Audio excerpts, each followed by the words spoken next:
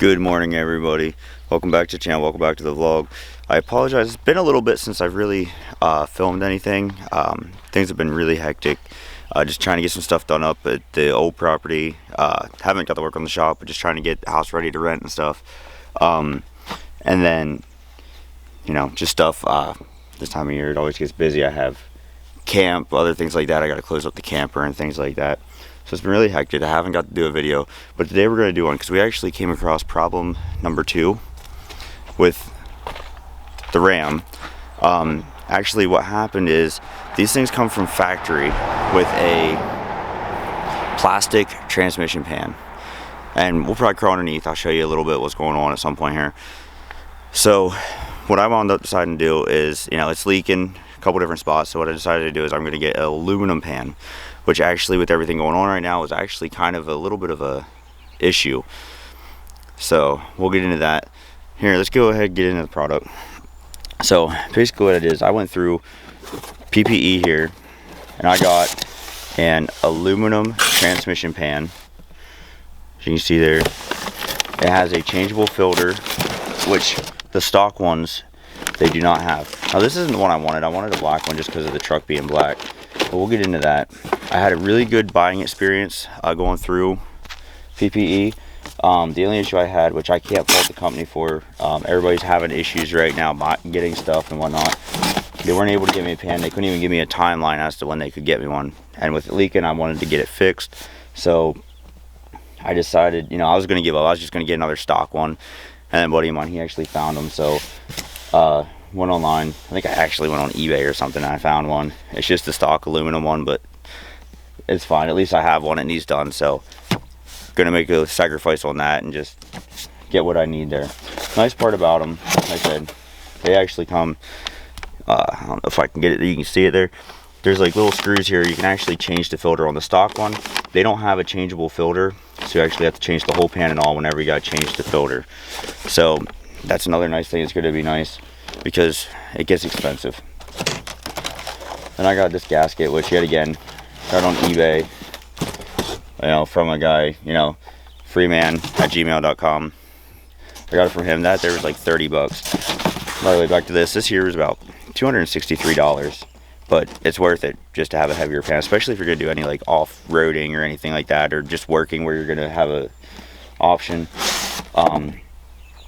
The issue that I have with the plastic pan, now there's certain things like valve covers. I actually haven't looked. Why don't we take a look on this real quick?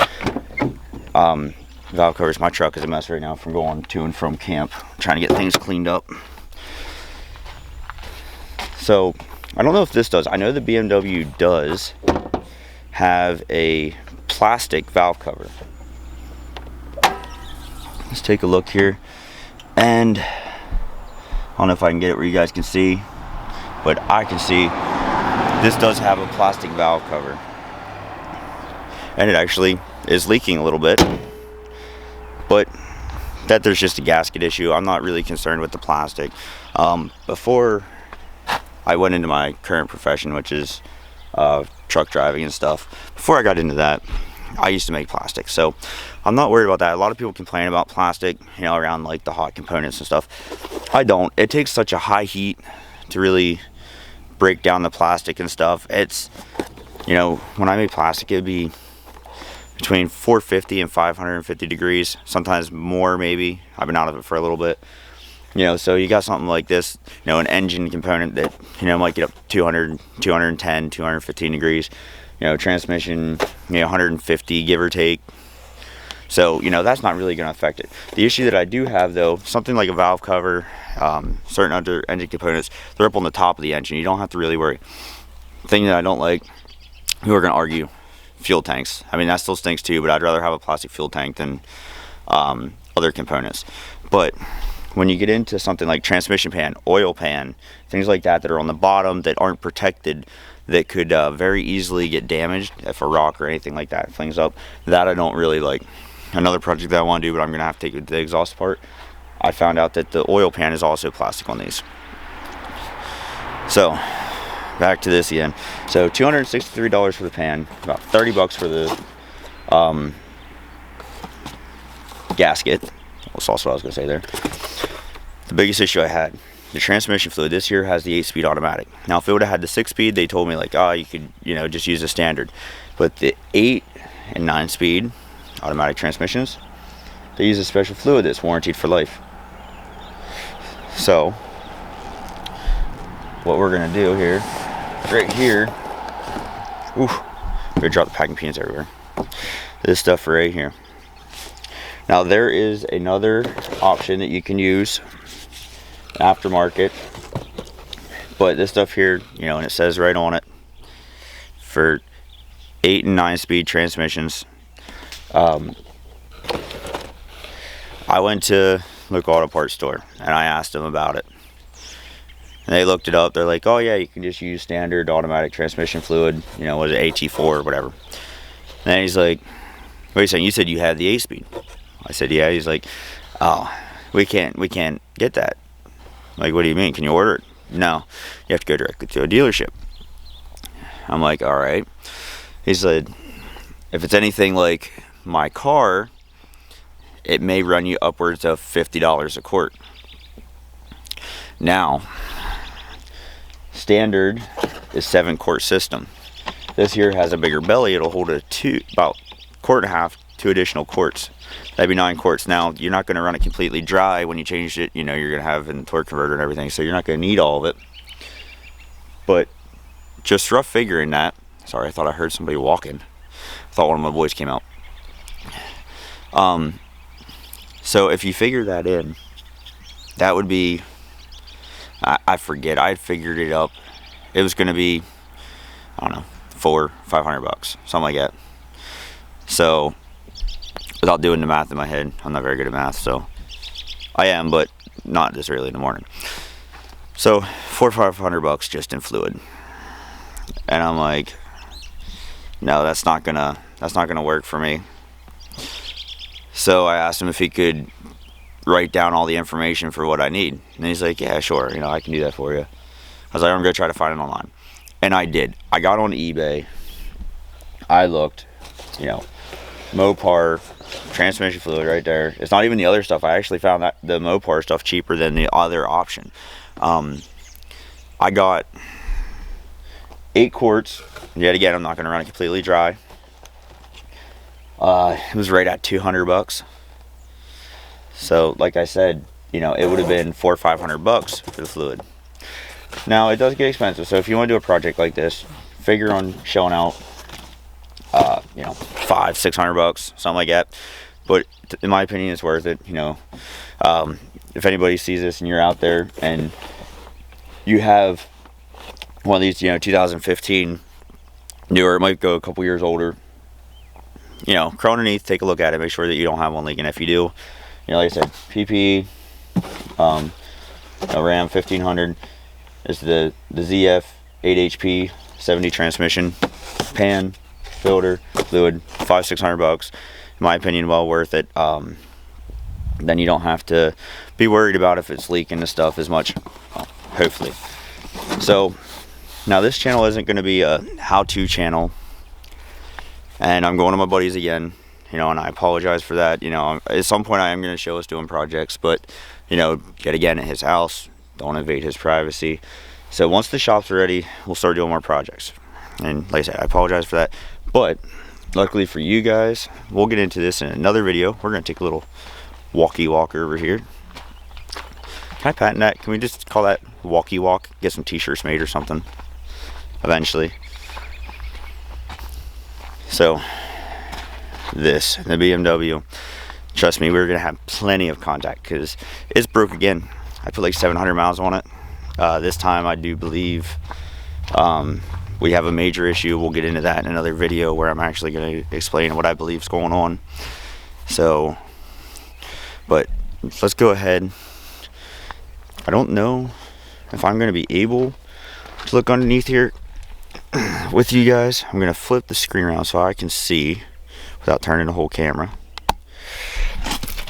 Now, it helps if I go up by where the transmission is.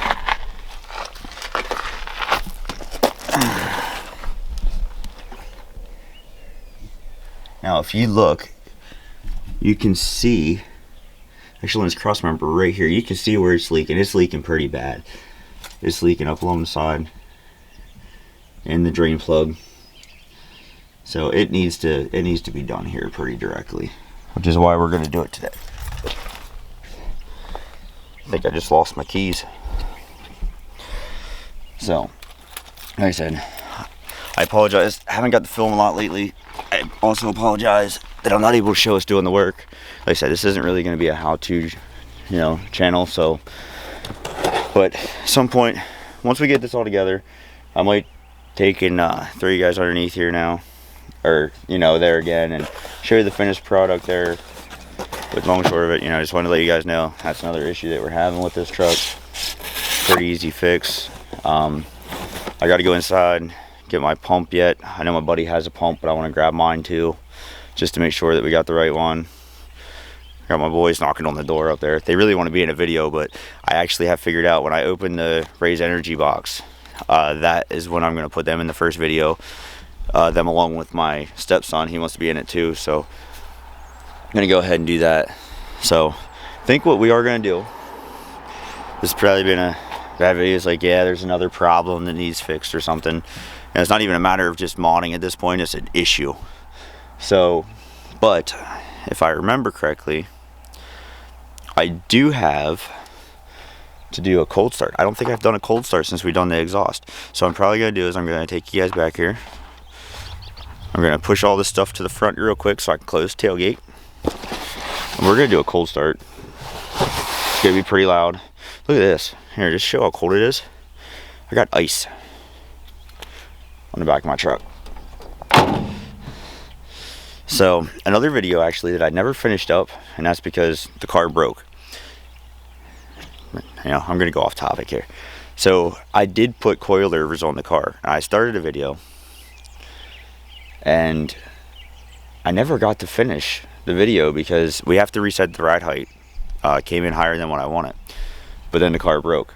So maybe I'll see if he can adjust the ride height down for me and finish out that video at some point too, and then maybe tie in with that video the issue that we're having with the car. That way at least we can end that on a bright note too. The coilovers are done. So let's go ahead, let's get this ended here on a really good note. Do a cold start. Like I said, haven't done one yet, so give me 1 minute here, set you guys up. Hopefully you don't fall over. There we go.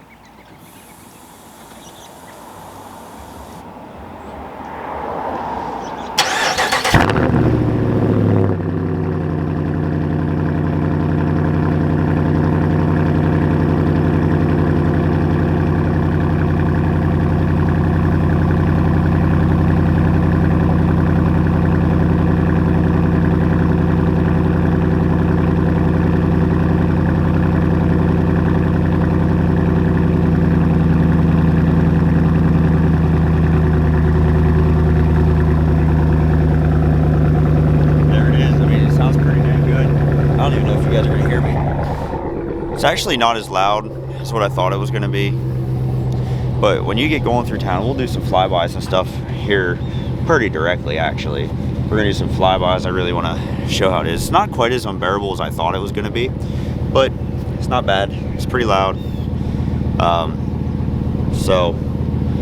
But on that note, I'm going to go ahead. I'm going to cut this out. I might come back in later today, fade it in here real quick, and show you guys what we did, and we'll go from there. Till then, see you later. Bye. Pennsylvania. But I wanted to take the time and just wrap up this video. So we went ahead, we got the new pan on. Everything seemed to go pretty good. The worst part was actually filling it. We had a little bit of an issue because these trucks don't have a dipstick, so I actually had to fill it through a port on the side of the transmission. Other than that, everything seemed to go good. Right now, I'm gonna try to show you guys real quick. There might be a little bit of staining on there from when we put it on, and then we take it out. Go ahead and flip you guys so I can show you guys. There's a little bit of staining there on the side from when we filled it. Other than that, it's not leaking. Seems to be working pretty good. So what we're gonna do, we're gonna finish this video up. I wanted to hurry up and get this done real quick. I'm getting ready to drop my boys off so I can head to work, and I want to be able to edit this during the week while I'm out on the truck, so it gives me something to do. So thank you guys for watching. If you want to, please like, subscribe. I'll catch you guys in the next one. Thanks.